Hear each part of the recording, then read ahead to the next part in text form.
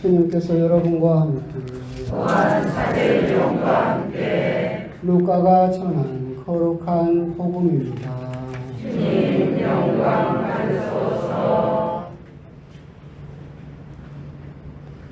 그때 많은 군중이 예수님과 함께 길을 가는데 예수님께서 그들에게 돌아서서 이르셨다.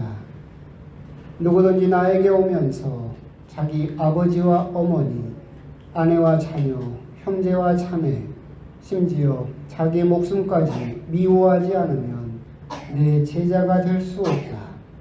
누구든지 제 십자가를 짊어지고 내 뒤를 따라오지 않는 사람은 내 제자가 될 수 없다. 너희 가운데 누가 탑을 세우려고 하면 공사를 마칠 만한 경비가 있는지 먼저 앉아서 계산해 보지 않느냐. 그렇지 않으면 기초만 놓은 채 마치지 못하여 보는 이마다 그를 비웃기 시작하며 저 사람은 세우는 일을 시작만 해놓고 마치지는 못하였군 할 것이다. 또 어떤 임금이 다른 임금과 싸우러 가려면 2만 명을 거느리고 자기에게 오는 그를 10,000명으로 맞설 수 있는지 먼저 앉아서 헤아려 보지 않겠느냐. 맞설 수 없겠으면 그 임금이 아직 멀리 있을 때에 사신을 보내어 평화협정을 청할 것이다. 이와 같이 너희 가운데서 누구든지 자기 소유를 다 버리지 않는 사람은 내 제자가 될 수 없다. 주님의 말씀입니다. 그리스도님 찬양합니다.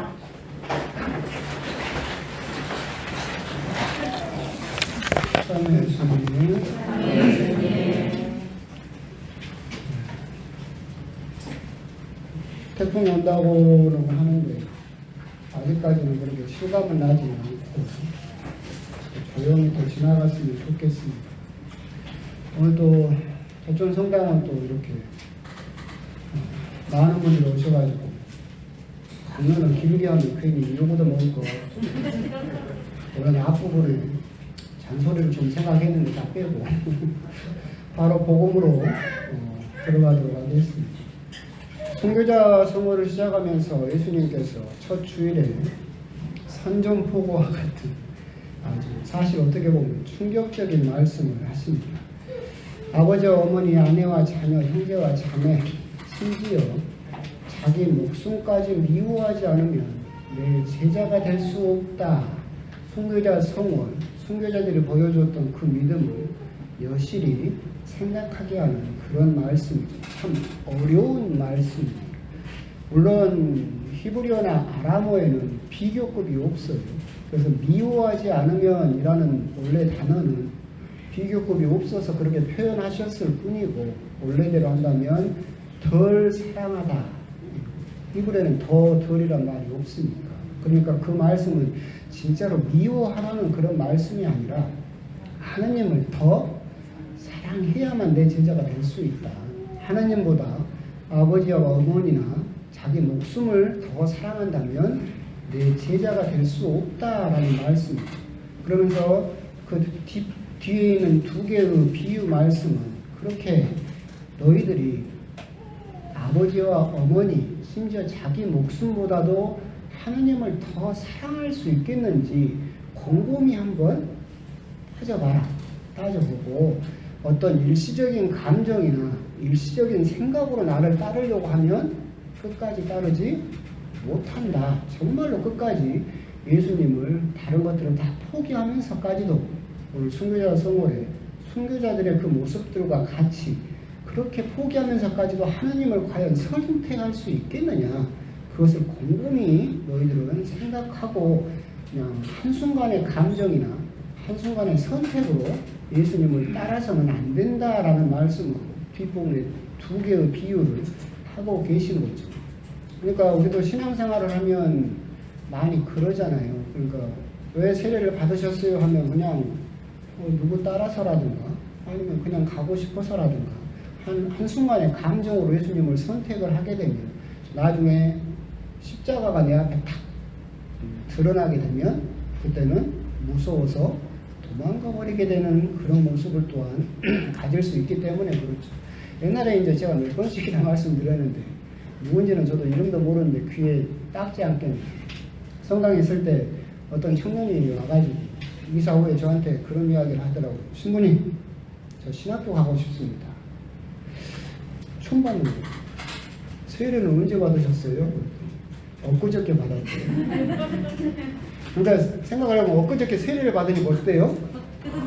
뜨끈뜨끈 막 열성이 불타오르고, 그러니까 신부님을 보니까 좋아 보여. 그러니까 어때요? 나 신학교 가랍니다. 열성이 불타올랐어요. 그래서 이제 조단조단 설명을 했어요. 그래가지고 적어도 2년은 있어야 되고, 내가 당신이 누군지도 모르는데 어떻게 하겠느냐. 일단 미사는 열심히 잘 나오면 내가 그 모습을 보고 한번 지켜보겠다. 그 뒤에 생각을 해보자 라고 이야기를 했는데, 한 6개월 지나니까 이 사람이 미사 때 안 보이기 시작하는 또 6개월이 지나니까 가끔 가다 미사를 나오는데 추리닝에 슬리퍼 찍찍 끄지면서 1년 뒤에는 그 사람이 신학교를 간다는 말을 했을까요?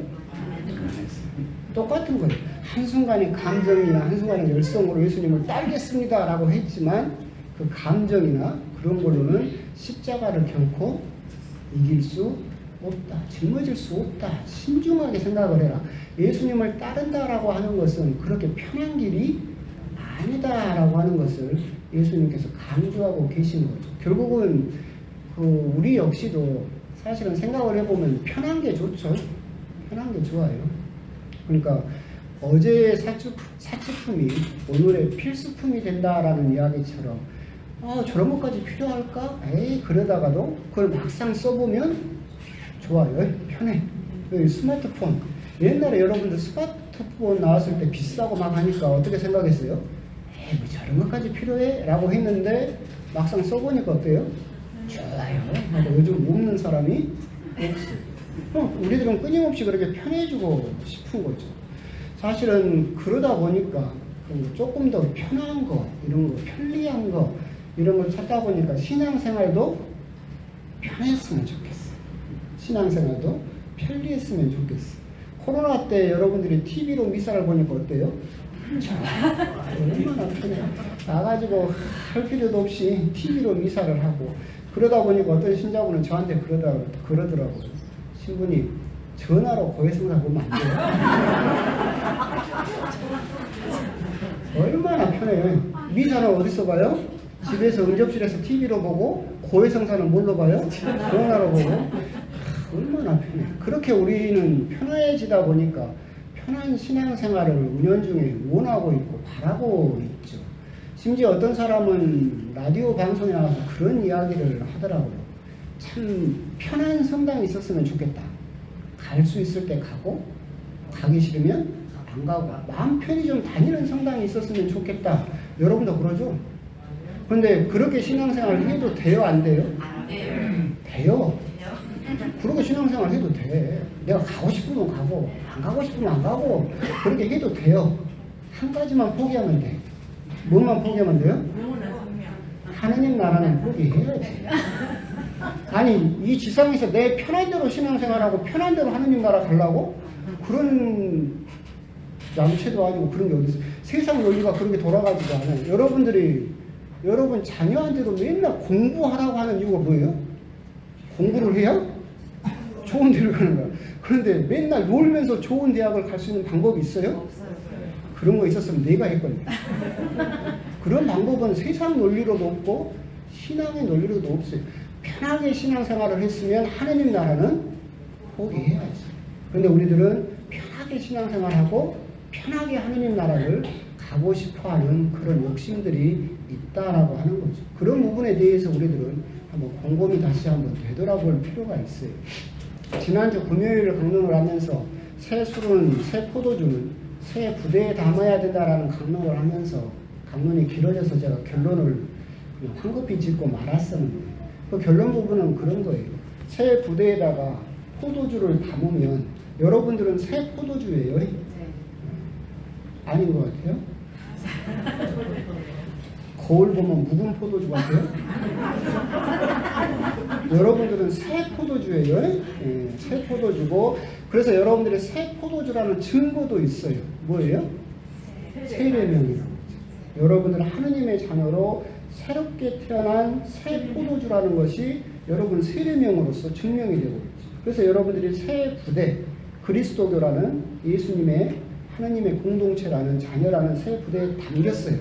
아, 내가 새 포도주로서 새 부대에 담겼으니까 끝날까요? 끝났을까요? 아니에요. 거기에 담기면 두 가지 길이 있어요.